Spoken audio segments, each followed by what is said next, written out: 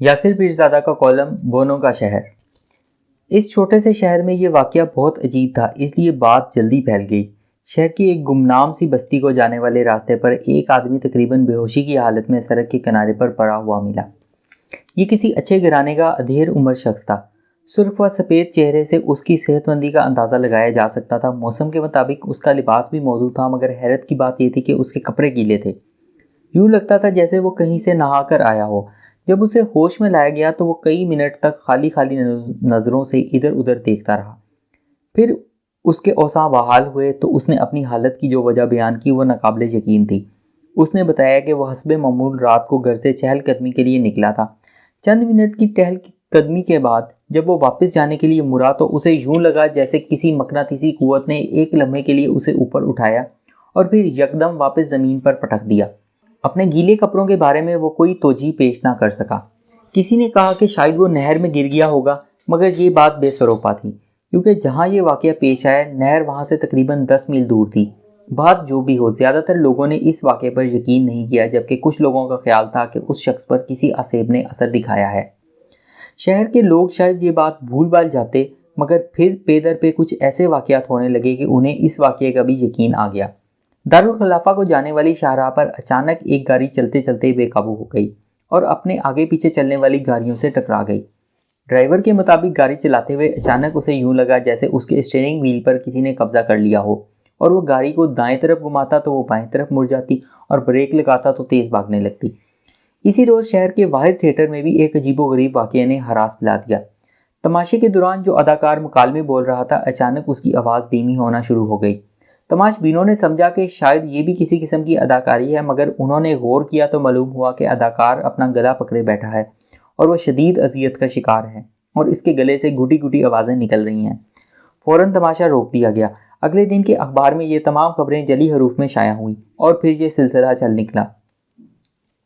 روزانہ ایسے کسی واقعے کی اطلاع ملتی اور پھر آنن فانن اس واقعے کی خبر پورے شہر میں پھیل جاتی۔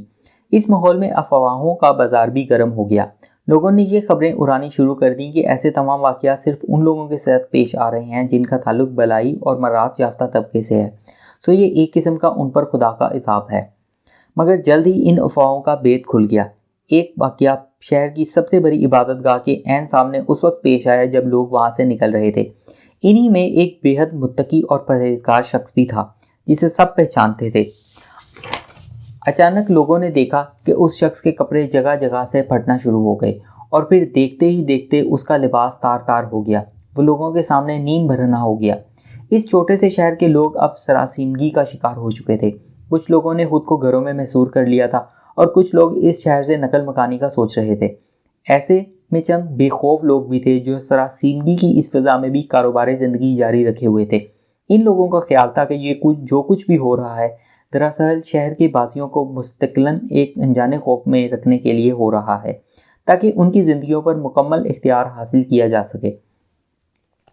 ان لوگوں نے شہر کے باسیوں کو سمجھانے کی کوشش کی کہ ہر طاقت کی کوئی نہ کوئی حد ضرور ہوتی ہے، لہٰذا کوئی طریقہ وضع کر کے اس اندیکھی طاقت کی حدود کو جاننے کی کوشش کرنی چاہیے۔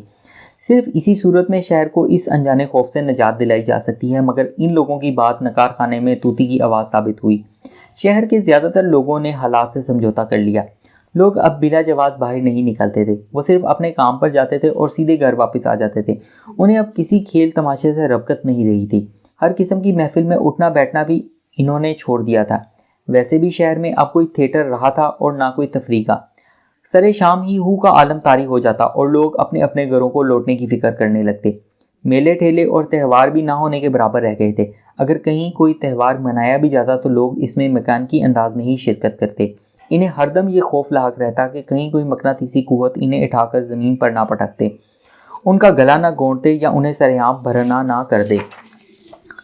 شہر کے لوگوں کا خیال تھا کہ جلد یا بدیر انہیں اس افرید سے نجات دلانے کے لیے کوئی مسیحا ضرور آئے گا، لیکن کوئی مسیحا نہ آیا، اور پھر یوں ہوا کہ خوف کی خزا کے زیر اثر اس شہر کے لوگ آہستہ آہستہ لاغر اور پستہ قد ہونے لگے، پھر دیکھتے ہی دیکھتے بونے ہو گئے۔ یہ شہر اب بونوں کا شہر کہلاتا ہے۔ اس شہر میں صرف گنتی کے چند لوگ ہیں جو پورے قد کے ساتھ بلا خوف اب بھی کھڑے ہیں۔ یہ وہی لوگ ہیں جنہوں نے شہر کے باسیوں کو حوصلہ دلانے کی کوشش کی تھی۔ بونے حیرت سے انہیں دیکھتے ہیں اور سوچتے ہیں کہ آخر یہ اب تک کیوں بونے نہیں بنے۔